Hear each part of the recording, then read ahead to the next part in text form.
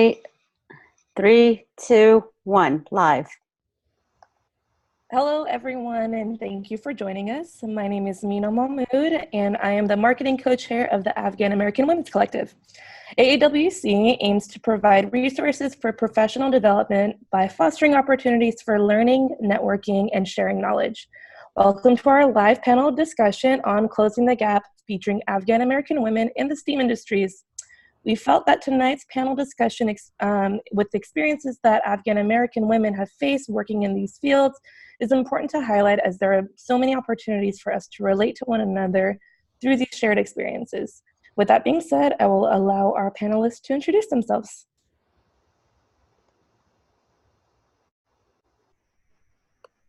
Zara, do you want to go ahead? Oh, sure. Hi, everyone. My name is Zara. I was born and raised in the Bay Area. Go Dubs. I currently work as a civil engineer. I attended college also in the Bay Area at San Jose State University, and currently working in the Bay Area as well. Hi, everyone. I'm Osai Hisham. I'm a ear, nose, and throat surgeon, and I work in Washington, D.C. I grew up in the New England, Massachusetts, upstate New York, Northeast region. I went to college in Massachusetts, went to medical school in Albany, and I did my residency at Georgetown in DC. And I've been in practice for more than 10 years now. And I'm happy to be here. Hi everyone, my name is Samra Rashid. I was born in Kabul. I came here when I was very young. I was about 4 years old. I am a full-time hospitalist here in the Bay Area, which is Northern California. I've been in practice and out of residency for about 2 years. And I don't know, I like being involved in groups like this. I think it's about time we have groups like this to help Afghan women. Thank you all. So I'm going to go ahead and jump into our first question for the night. So we read statistics about women in tech and STEAM pretty frequently. It continues to indicate that women are underrepresented in the field. What do you all love about working in STEM, and why did you choose it as your career path? And we'll start with Zara.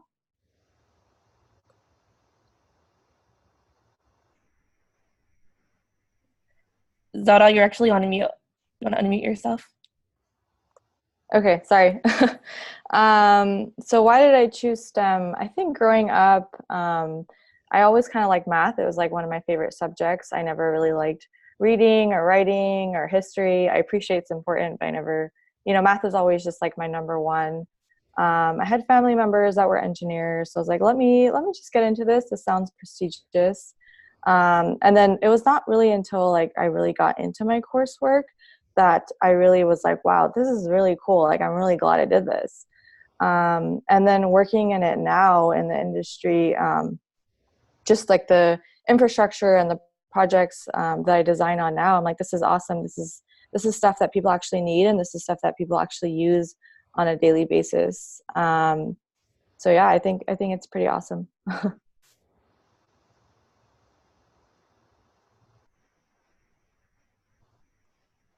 Thank you. Osai, do you have any comments about that? Can you tell us a little bit about your experience in STEAM?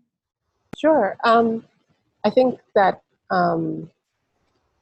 for me, this is, it's been a long time where I have actually been able to admit to myself that I went into medicine mainly because I thought that that was an expectation of me and my family. The lucky part is that I actually enjoy what I do. I like seeing patients when I'm at work. The day goes by really quickly, and I think that medicine for me was a perfect balance of appealing to my nurturing side and wanting to be a nurturer, and also focusing on evidence-based science and the practical and objective part of science that appeals to me. So those are the things that I enjoy about my job and what I do. But why I went into it was probably for not the right reasons. I think that, like most of us, from immigrant families, either born abroad, moved here, or first generation. There's a lot of pressure and going into certain fields, both either self-imposed or through your families, and we end up doing things because we think it's the the the expected thing or path for us. So luckily I enjoy what I do, and we can talk about that more and as the hour goes on. I think that's really interesting that you bring that up. It's so common for many of us to go into careers that our parents have chosen for us and not, I feel like that opportunity to be able to explore what it is that your passion is and what it is that you're passionate about studying and turning the rest of your life and devoting it to is really important conversation to have. It sounds really great that you enjoy what you're doing and that it's a passion that you decided to pursue and that you had the opportunity and support, because as we all have heard from our friends that have gone into med school or the medical field, it is not an easy feat. It takes a lot of dedication, a lot of time, patience, perseverance, and so kudos to you for making it as far as that you have. No, thank you. And I think that this is the thing that I'm sorry, but I wanted to add to your point, and that when I was younger, I probably would not have admitted this because it was what I wanted to do. But I think that self-reflection, in time, has allowed me to realize, the real reasons why I pursued it, and some of the sacrifices that come along with it as women. And we can talk about that in detail, and a lot of it related to, balancing our personal lives and the sacrifices that come along with that.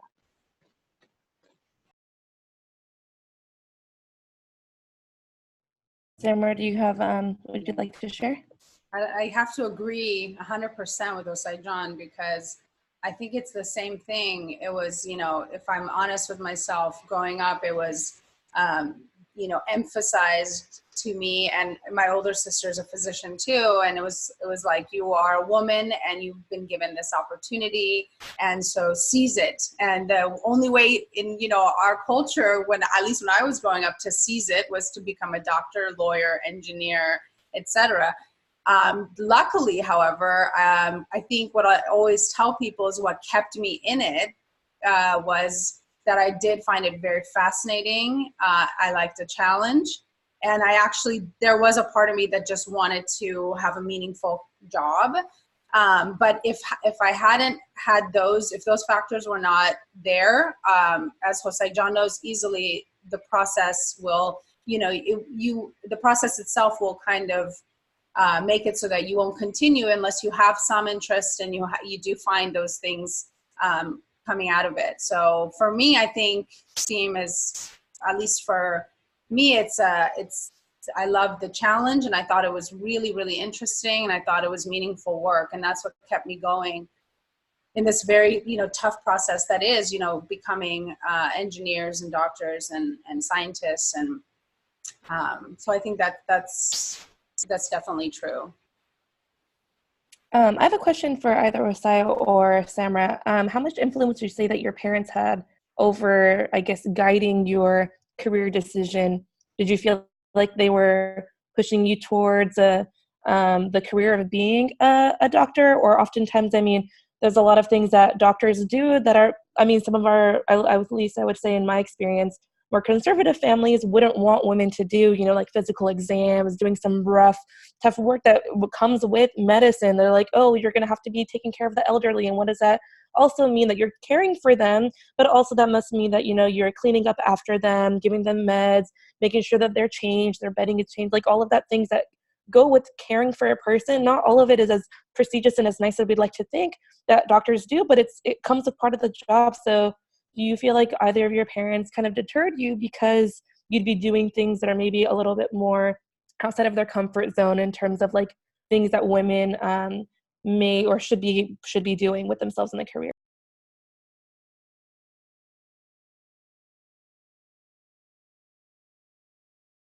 For me, it was the opposite. My parents were #1 fans and supporters. You know, my parents are pretty liberal in that sense, so that was never an issue. But to be frank, sometimes uncles would take issue.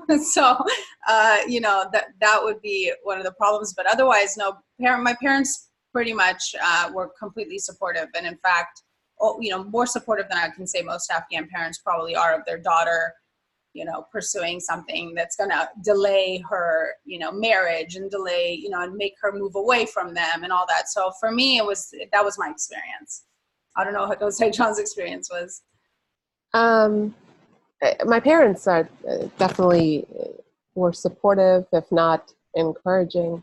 It was this kind of, they're very smart, you know, making you feel like this is your idea. The things that you're doing. But definitely there was an undertone of expectation and fear of failure on my part and fear of disappointing them. So that was a driving force in a lot of the things that I did, both in personal life and professional life, but mainly going into my career. I think that it was almost like this, given this balance of conservative, culturally liberal in other ways, but still this expectation that, you know, you can move out of the house, but only if you get into medical school or if you are going away for residency. It wasn't like, you know, that was pretty much understood and clearly stated. You know, and I think for them, delaying all the other things and culturally, you know, cultural norms that we have and at a certain age and children at a certain age, that was okay for the education. That being said, and the same thing as Samar John mentioned, not necessarily my uncles, but from this constantly, they would have their daughters going to medical school, and as soon as they realize that residency, the length of time that I'm in residency, or overnight calls and things like that, then they would kind of encourage them from communications with me because they're like, you know, yeah, that doesn't sound like it's the right thing to do.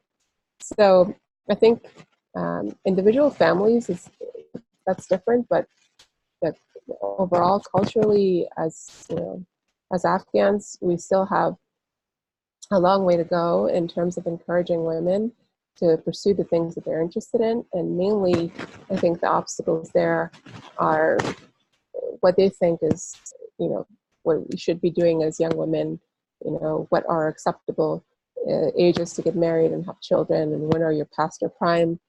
And I think the other thing that is really, really important, and I think we don't talk about it enough, is go along with the fact that, you know, do you really want a wife or a daughter-in-law or, you know, somebody who is going to be working not only full-time, but, you know, averaging 50 to 60 hours a week with young children. And I think that the idea of what a mom should be like. So there's, you know, there might not be family issues, but the family may necessarily dissuade you from going into medicine because they want you to, you know, fit in within your society, or, you know, your group that you identify with. Thank you guys both for sharing your experiences with that. I know it's really hard for us to navigate the path through our education and our careers. Definitely, our parents obviously want us to be successful, but it's really hard for them to want us to be successful, but with a limitation with that, right? It's not like do what you can and we'll support you in all the ways, but like you said, we can reach so much further if we weren't limited with all of the extra obstacles we have to jump through in terms of like, okay, we'll get into medical school, but I'd rather you not move away. So let's apply to the ones in California. Let's apply to the ones where you can live at home and commute, and residency. Let's limit ourselves and our scope to the ones that where you would be nearby, so we feel comfortable that you're not moving away from home because God forbid, you know, something happens to you because you're a woman and you're living alone with people that we may not know or feel comfortable with. So it's really hard to navigate that, because you're just like, I want to be, and I want to reach my optimal, like aspirations and everything, but it's really hard to navigate that through all the extra hoops that we have to jump through with our parents, kind of throwing those problems our way as well. So the next question we have is, what can we do to create a more supportive environment for women in the workplace? Does your workplace make any initiatives to support women?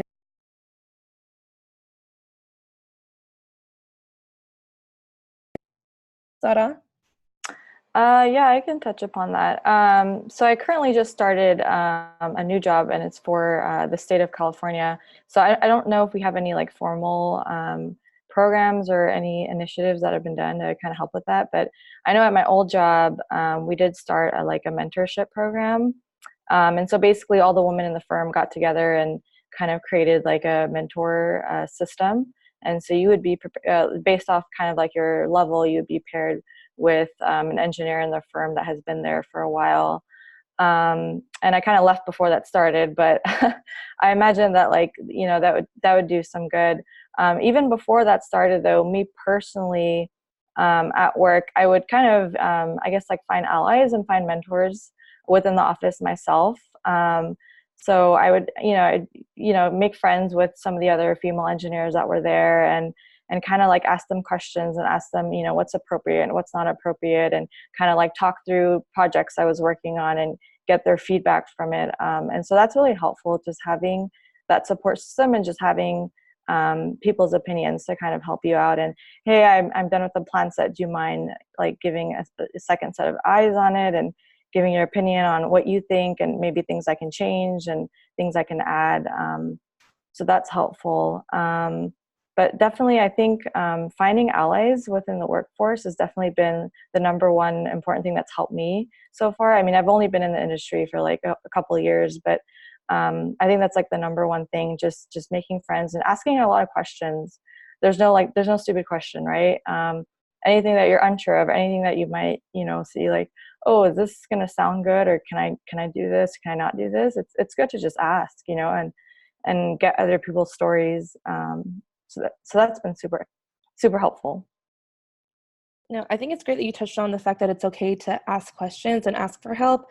Mm-hmm. I feel like in my experience, some of my girlfriends that we talk about are just career development or growth, or, going back to school, or in the case, I've noticed that amongst my generation, we're so used to doing things on our own because we've had to, we haven't had, an older generation to lean on for advice, or there aren't women in the fields that we're working in, in our communities. And so it's kind of hard to change that mindset to be able to talk and ask for help about this stuff. So even recently, we were just discussing right before the panel started that I just started a new job, asking for my friends for tips on how to interview, or how to negotiate a salary, how to create a pitch for myself, how do I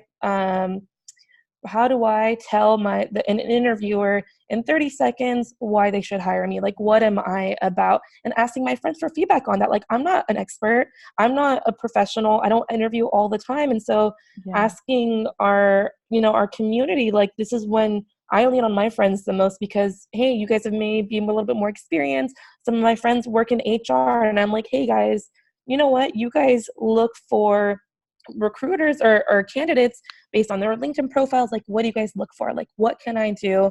And I feel like that's something that at least in our generation, we're not used to asking and making sure that, or knowing that it's okay to not know, and using our resources, using our network, because we're just so used to doing things for ourselves that we get this tunnel vision of it is my problem. There's no one else that I know that is able to give me tips or advice that I can talk this through it.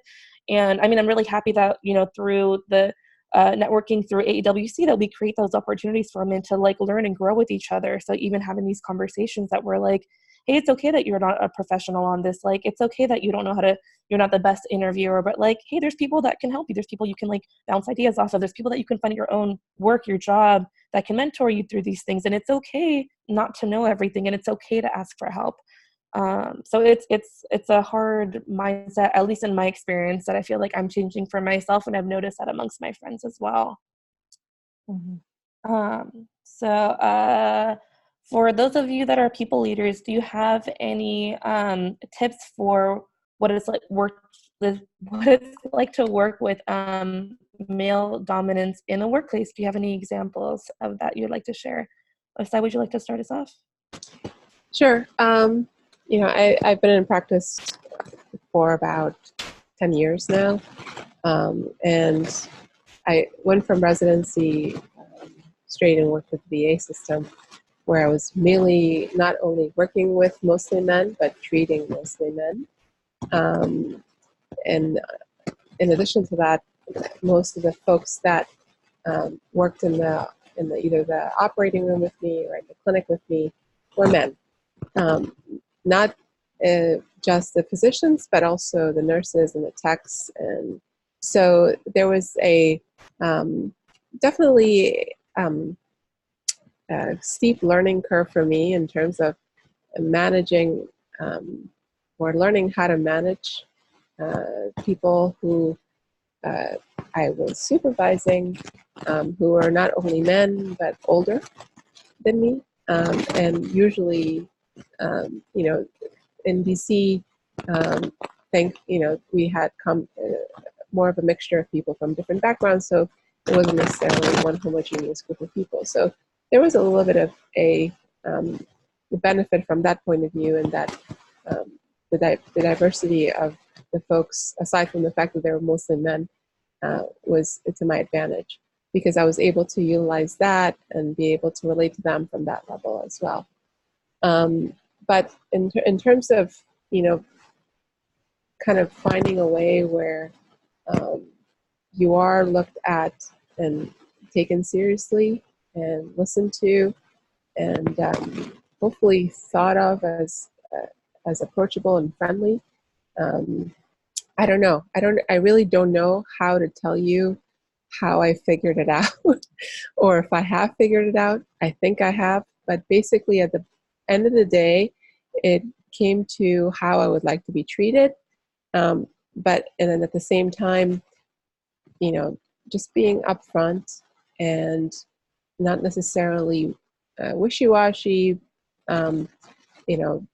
asking for what what you want in a nice way, but not putting it in the form of a question like, would you or could you? It was more like, hey, we need this done to take care of the patients. Not necessarily like, you need to do this for me. It was like, we need to make sure that the clinic starts at this day so that patients are not waiting, blah, blah, blah, X, Y, and Z. And it became a team kind of a approach where all of us were working together, but I had to kind of find a balance between playing in that supervisory role. After outside of that, I felt like I was approachable, but not, again, too friendly, because then if you're too friendly as a woman, it's misconstrued in other ways. So, I still work at it. And now I work in a private practice setting, and most of the folks that I work with are women. And that was also a little bit of a different dynamic, but I think that I've learned that over the years, that it's okay if I do share personal information. It's okay that I do connect with them on a personal level, but still separate the kind of work situation and not take anything personally. And then just, if somebody's upset, let them be upset that day. And then maybe the next day you kind of have an open conversation. Hey, I noticed that yesterday you were not in a good mood. Was there something that particularly happened? And we used to kind of sit down and do a feedback at a time that perhaps, they're not emotional. So I think those are some things that have helped. but it definitely is still a learning process for me.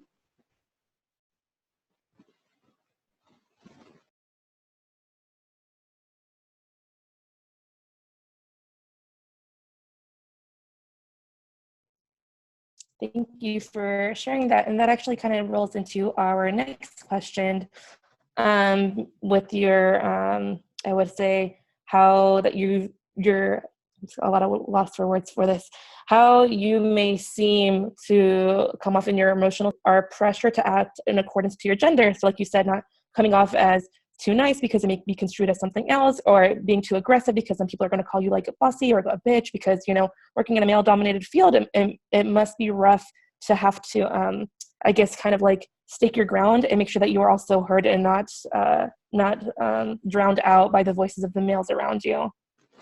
So it all depends. In the field of medicine, it all depends on the exact situation that you're in. There are times that I don't care how I come off, because the most serious thing right there, or the most important thing right there, is the patient, their life, what's going on with them. So to be honest with you, those are the situations that I have really, it's not that I don't care in terms of how I come out, it's just that that's not the priority. So I may come off a particular way, and I'm okay with that, and I'll deal with the consequences later. There's usually none, other than maybe somebody thinking a particular thing about you. And at the end of the day, does that really matter? It mattered when I was younger, but now,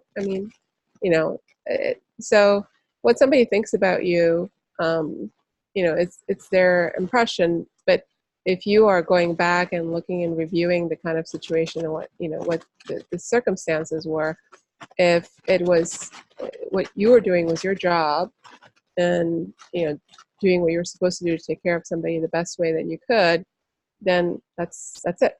That's the end of the discussion. So those are those situations. But then what happens is that we're human beings, and we end up having this thing going on in your head, and you start thinking about things that happen or could have happened, or why did this person do this, or why did they do that, and then you kind of you doubt yourself, and you question yourself. And absolutely, I think that those are things that then kind of play into the next scenarios and places where it does become an issue. I think in the field of medicine, and I think Summer John can hopefully add to this, are in the meeting rooms, in the boardrooms, and the negotiation process, and situations where you are trying to portray your worth, but for some reason you don't do it as well as your male counterparts do. And I think that this is a struggle that most women in the sciences have, and I think in medicine it may be a little bit better, to be honest with you. I think that women and bench sciences, and also and probably engineering and things like that, they probably have it even worse than in medicine. But I think that those are the places that I notice the difference between men and women, and the pressure, and how you can portray yourself to be, humble, but also talk about your worth, and ask for the time off, or the money, or the other things in your contract, but at the same time, you can't ask too much. And I think that what we need in those arenas is actually more mentoring. We need more women to tell us and to talk, or we can talk with each other, not necessarily at how to do it, but what they've experienced. So I think that discussing things like contracts, and discussing how much money you make, and discussing what your worth is, are not taboo subjects. They should be talked in, and I think this is the way that women can, perhaps get their fair share by doing so. And then perhaps you can think about it the same way, and this is my struggle, is that if I don't care about what somebody thinks of me, when I'm taking the patient and taking care of the patient, then I shouldn't really take care of somebody's, what they think of me when I'm taking care of myself. So, but it's, I would love to hear what Summer John's experience and also Zara John's experiences in this, in this area too.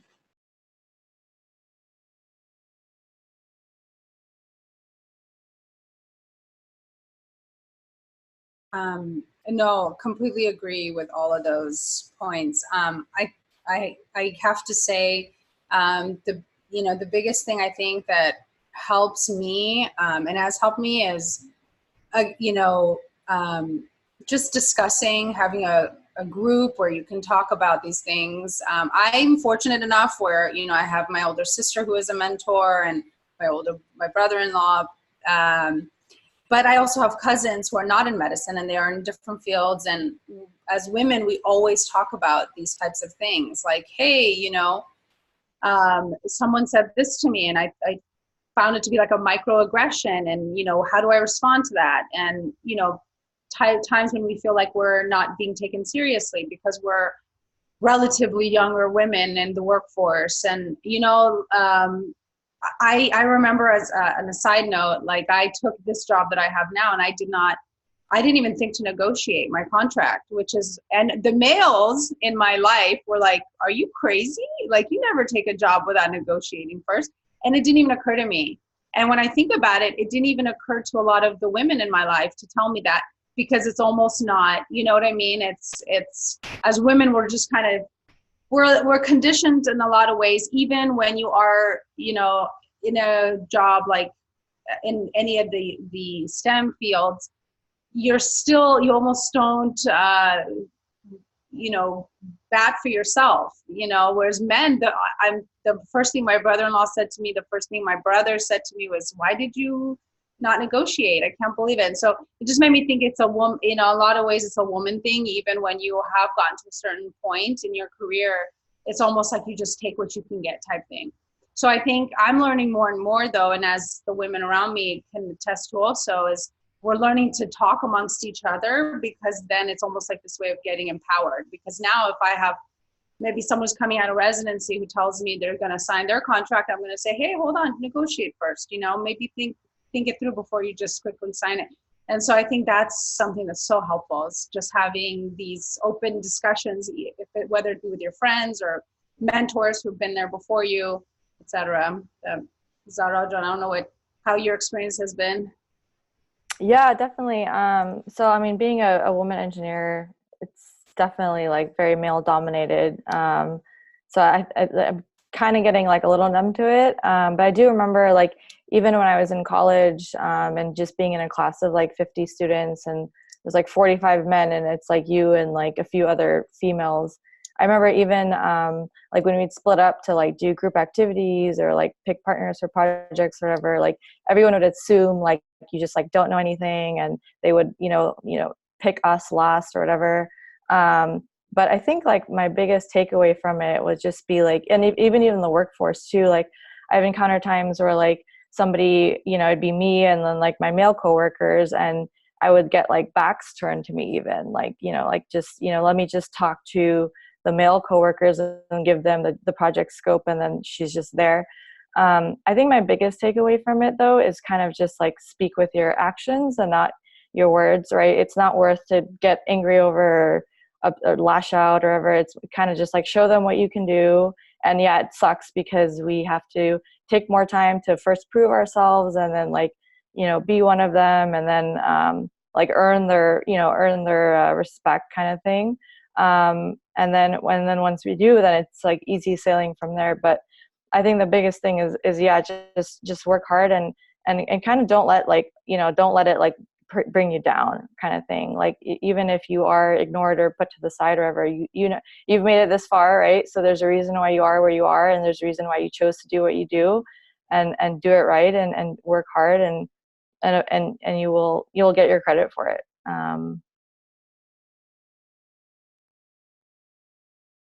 Yeah, I think that, I mean, I can definitely relate to a lot of things you guys are saying. Even with this new job that I just started, when I started the negotiations for it, I'd never interviewed for a position where they offered me a package where in which I had a chance to negotiate the offer. All the previous roles that I've been in, they've always said, "This is what you're getting paid, take it or leave it."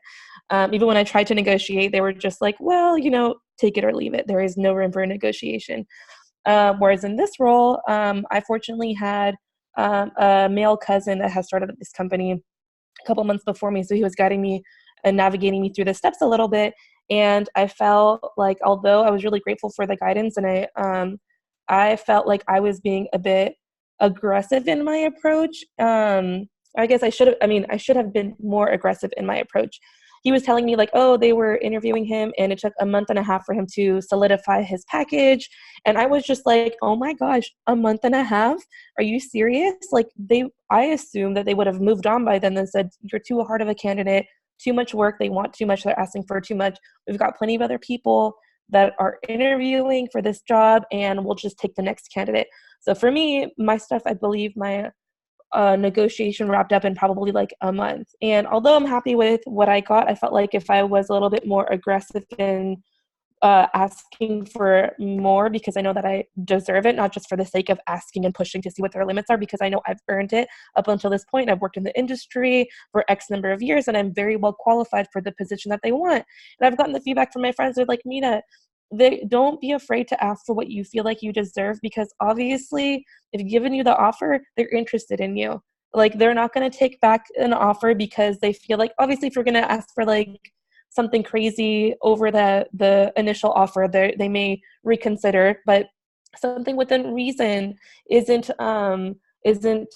too out of the ordinary to ask. And I feel like as women, at least with myself, like we feel uncomfortable asking because we don't want to seem overly zealous or overly ambitious or whatever. But then at the same time, we're limiting ourselves and how successful we can be because of that.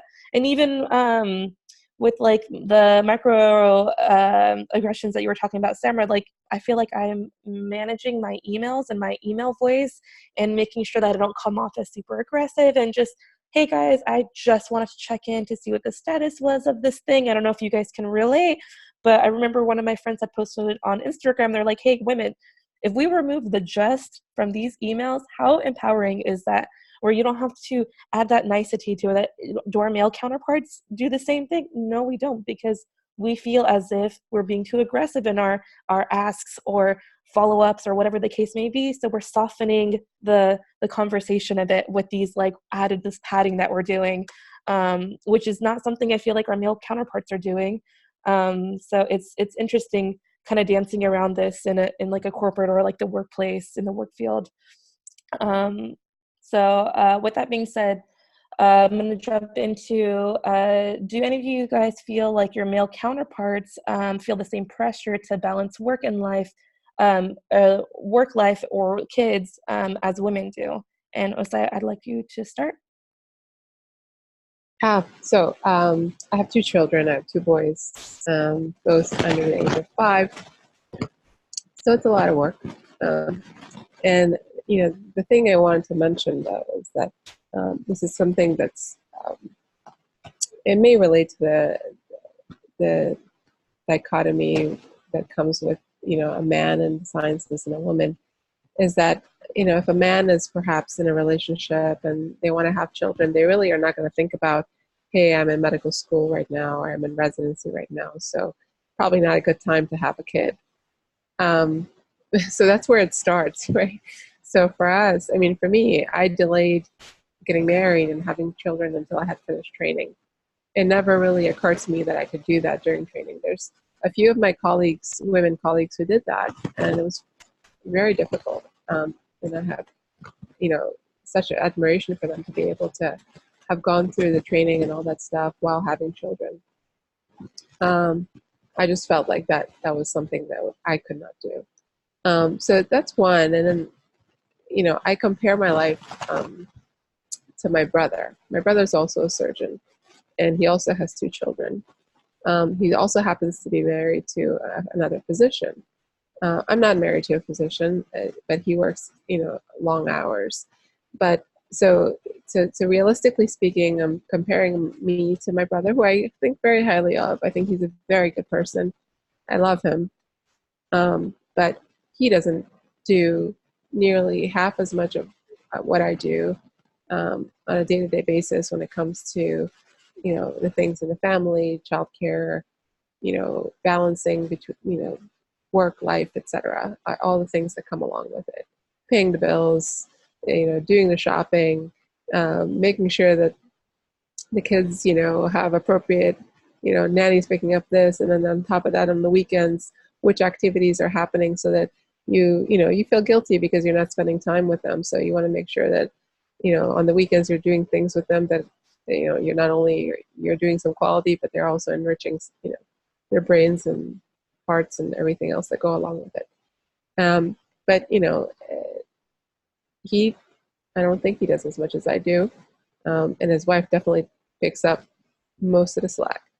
My husband is not in medicine, so he's, I think, more helpful because his job is more flexible. It's just not necessarily that he works less hours. It's just that his flexibility is a little bit better. But when I see folks at work, for example, I was just having a conversation with a couple of male colleagues, and they were talking about call.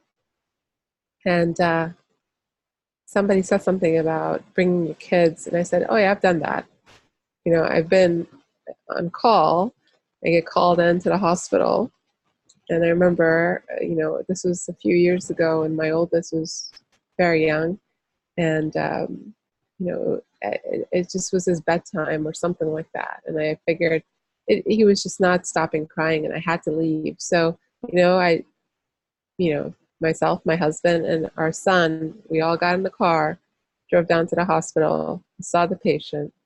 Him and, my husband were in my office for a few hours, and then, came back home. I don't, I can't think of any male colleague of mine that has had to do that. I mean, I don't think that happens. So yeah, but that's just, you make it work. I think it's incredible amount of work that obviously we know that our mothers do.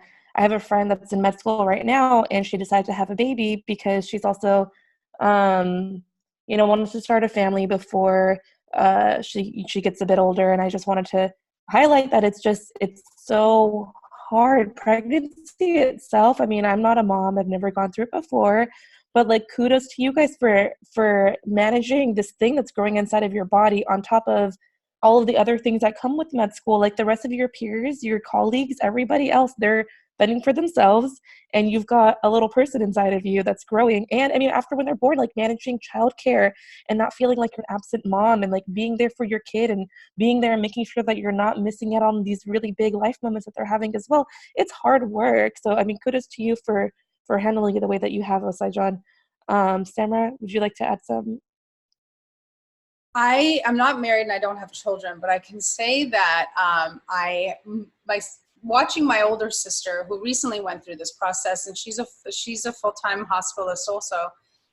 I have a story. We worked together, and we were rounding one day at the hospital, and she was pregnant. She was about 6-7 months pregnant, and she started having severe cramping. And she wouldn't stop. And I just was like, and I'm working, so I can see her patients. So it's not like she's putting a load on any other doctors. And still I saw how much hesitation she was having, to the point where I had to message her husband and say, hey, you got to tell your wife, like, she needs to stop and go to the hospital, and I can see her patients. It's not a big deal. And she knows that she can rely on me for that. And yet still, it's like ingrained, I think and it goes back to what Osai John was saying. I think it's ingrained in women to, like, they naturally take on so much. And I see it with my other friends who are also full-time in various, different professions, and they have children, and they just, to me, they're super women because they're juggling a million things. And yet still they're always hard on themselves, as if they could do more and they could be more present, somehow more, doing more when I can, so I have to say I'm terrified with the idea of, what the future would bring in terms of trying to keep a career and a home and kids. And then as you all know, I mean, we're all pretty involved with our families and aging parents. And so I think it is a larger burden on women for sure, from what I've seen. And yet to experience, we'll see. I'm a little scared. Osai, I actually have a follow-up question for you. While you were pregnant, I mean, obviously you were going through med school residency. Did you feel like your male counterparts, obviously they're in the medical field, so they understand the symptoms, what you're going through, at least they have read about it. They may not understand it. But do you feel like they, I guess, not try to like accommodate you in any way? Or is this kind of like, well, you decided to have a baby while you know that you're going through this like really rigorous part of your life, that's your problem? Or did you feel like they were a little bit more understanding?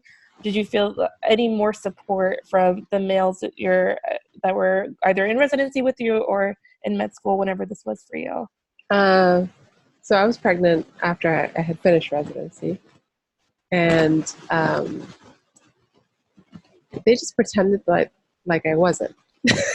I mean, basically, I think that most men in the workplace, especially in medicine, they have this ability to kind of ignore the obvious. And there was never any discussion about it. There was never any discussion about special accommodations or anything like that. And to be honest with you, I didn't want that. And I also had this, again, self-imposed,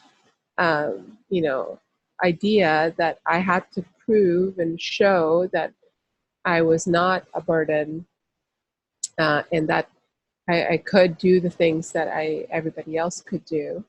I literally worked till the last day with both my pregnancies until and with my first, the going through the pregnancy, luckily I didn't have any complications and I was okay. Where I felt, I think that, resentment that I still have, is after delivery, and the lack of basically appropriate maternal leave that we have in this country, lack of coverage that we have for moms post, after the deliver. If you don't go back to work, it's not just a matter of you not bringing in money. It's actually, you could lose your job if you go past your FMLA, a lot of time, and that's discriminatory. That's one thing, but aside from that, it's just not. This is not compared to most other countries in the industrialized world, or Western world, and we're far, far behind. In my first pregnancy, at the time, I was at the VA still, so I had worked up all this leave over the years that I could take, and I had the luxury of taking 3 months. I went back to work after 3 months, a 3-month-old, and that was probably one of the hardest things as a new mom going back. With my second pregnancy, I was in private practice, and I only took 6 weeks off. And I had family help and my mom, but that really actually upsets me that my little one didn't get as much time as my older one did, and I wasn't able to spend time with him as much as I wanted to.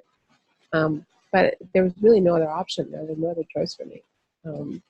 If I did not go back, I would not have a paycheck. I would not have health insurance. I wouldn't have, it's so, and the folks who owned the practice really did not have, I'm sure it's not something that I had to explain. I mean, I probably could have gone and been like, hey, I want to stay out more. But I remember in my contract negotiations that I did, I had to literally beg for an extra week of sick leave that was unpaid. So, I mean, these are the kind of things that, as women, that we deal with, and it's I'm okay about it, but it is infuriating, and I'm actually better off than most other people. I can't even imagine, the medical assistant and the folks that work, if they don't come back to work, they don't make their $800 a week or $1,000 a week. They won't get the health insurance. They won't have a job. I mean, it's so anyhow. No, I completely agree. I think it's really interesting. I remember seeing Hillary Clinton speak at a women's conference here in San Francisco, and she was talking about how the law firm that she was working at the time, this is like decades ago, but they didn't have a maternity leave in her contract. So when she was pregnant with Chelsea Clinton, she was asking them like, hey, so what's the situation going to look like once I have the baby? They're like, well, what do you mean? What are you talking about? And she's like, I'm going to go spend time with my child that I'm going to have in a few months.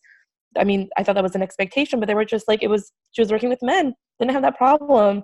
And she said that when she had the baby, the first thing they did was they called her at the hospital after she had Chelsea and was like, so when are you going to come back to work? So it's interesting to see how that was only a couple decades ago. I don't remember what year she had Chelsea Clinton, but we've come so far, but only so far. So, I mean, I hope that there is real change for paternity and maternity leave both. I mean, it's really important to have parents at home with their children. Childcare is really expensive. To be able to balance that, having a career and having a family. So it's really unfortunate. I'm going to transition into our next question, our last question for the night. Zara kind of touched upon it briefly earlier. But what are some ways that people can find mentors in STEAM, whether they're interested in it or currently in it, or maybe mentor others? Zara, do you have any other comments that you'd like to share? Yeah, I think it's really important. And I think in regards to like mentorship within like STEM related fields and the Afghan American community, I think a lot of it starts like with your families and at home. Like now, like it's so awesome. A lot of us are, doctors and engineers and all that in STEM. And so it's important to kind of like look maybe at your family first and see like little cousins or little siblings, who can you talk to and who can you, reach out to. I know like for me personally, growing up, like my parents were like a great support system, and same with my family. And everything I did was always like hyped up, like, yes, you can do it. Like, yeah, you should do it. Like, yes, you're so smart, And I think that like really helped me, I guess, like make it and do what I wanted to do. And now, like, unfortunately, like sometimes like if I talk to like my younger female cousins, I'm like, oh, have you, thought about like what you want to do? And some of them I noticed when I like go into like, hey, have you considered like maybe doing engineering? And automatically off the bat, they're like, oh no, it's too hard. Or like, oh no, I don't think I could do it. And it's like so unfortunate because like, why do you even think that? Why do you think you can't do it? They know nothing about it. They just know, I don't know if it's something that got put in their head or something, like it's too hard and I can't do it. So I think it's important to reach out to your family and let them know like what you're doing and what kind of paths you took. So that's like very helpful, just kind of helping with the Afghan community and making sure they're aware of like their resources and who they can reach out to. And in addition to that, like once I got into college and got into the program, I joined a lot of engineering professional societies and engineering clubs on campus. And that really helped because I made friends with a lot of like the upperclassmen there. So I got to like kind of see like what coursework they took and what professors, were good and who to go to and who not to go to. So that was very helpful. And then also in terms of like the job search, that was also very helpful. Because of why by the time, you're an upperclassman, you have this whole resource of people who are already in the industry, right? And then again, at work too, it's kind of looking for people, like in my case, engineers, like I said before, that are a few years ahead of you, and then also like maybe even decades ahead of you. Always ask questions and and be alert on that. I think that's very helpful. Awesome. Thank you for sharing that. I feel in my experience, it's the same. I feel like I go to my peer group first in terms of like asking for experience and tips on how I can learn and develop and things that I may not have thought about. Like I get really tunnel mindset when I'm like, these are the things, this is what my job is, and these are the things that I need to work on. Whereas when I talk to some of my peers, are like, hey, Mina, have you thought about going back to school? Have you thought about getting a certification? You're looking for a new job. Have you thought about having someone redo your resume or redo your LinkedIn? It's like simple things like that where I'm like, oh my gosh, that makes a lot of sense. This is the way that people see me. I should probably update my LinkedIn to look more professional, get feedback from my colleagues to see, what HR recruiters are looking for. So I think it's really important to make sure that you use your network and also connect with people. LinkedIn is there for us. And being able to know what resources you have at companies that you're interested in and get an insider scoop, whether they may be old classmates or former colleagues or whatever the case may be. I think it's really important that we know that our network is there for us to use, and that they're, usually supportive about that. People are always willing to answer questions about what they're doing, what they studied. They're usually passionate about it. So of course, grabbing a cup of coffee and talking about what is that they're working on, any projects or anything like that, it's always really interesting, and it's a great way to keep in touch with your family and friends as well. Samara, what would you like to say about that? I guess it's basically find your mentors where you can, and so I think my biggest problem was I was always very passive, and I didn't want, I was always afraid of bothering people, and I don't want to look like I don't know what I'm doing, and I don't want to bother them. And, now that I look back, I realized there were so many opportunities to, learn from others and to kind of get that mentorship, not in the most classic sense, but, there's so many people along the way that could have helped me, and I could have kind of, watched them and learned from them, but I was always too passive about it. And I think that's something that I would change, because I think people are, now that I've learned, I'm much more, I have female colleagues who've been doing what I do for 20 years. I ask them questions all the time now. That's not the way I used to be, but now I find that people are really very open, and they want to help, and they, so don't be passive, and just, you're not bothering anyone. That's the thing, the take home point, and find it anywhere you can, Awesome. Thank you. And that basically brings us to the end of our time. Thank you, everyone, for tuning in at home, and thank you to all of our panelists for sharing your experiences and being open to the AAWC community. We thank you for your time. Good night.